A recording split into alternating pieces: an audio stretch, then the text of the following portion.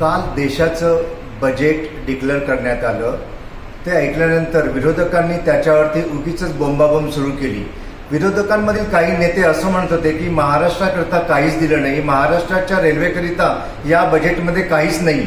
मला या विरोधकांना सांगायचं की यांचा अभ्यास मुळीच नाही, काय वाटेल ते आरोप ते नेहमी करत असतात। या अर्थसंकल्पामध्ये केंद्र सरकारने महाराष्ट्रातील रेल्वे प्रकल्पांकरिता 15,448 कोटी रुपयांचा निधी उपलब्ध करून दिलेला आहे आणि त्याप्रमाणेच मुंबईमधील ज्या काही पायाभूत सुविधा आहे आणि मुंबईमधील जे काही रेल्वे आहेत त्याच्याकरता 798 कोटीची व्यवस्था केली गेली आहे।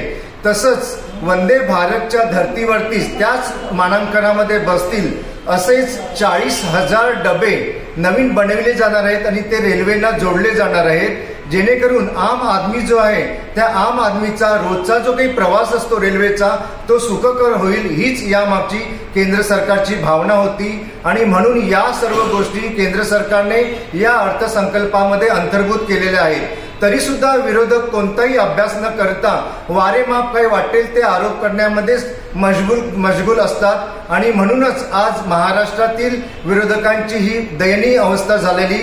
त्यांना मी शुभेच्छा देतो। आपला पक्ष सांभाळा, नाही तर आहे ते सुद्धा हातचं निघून जाईल। धन्यवाद।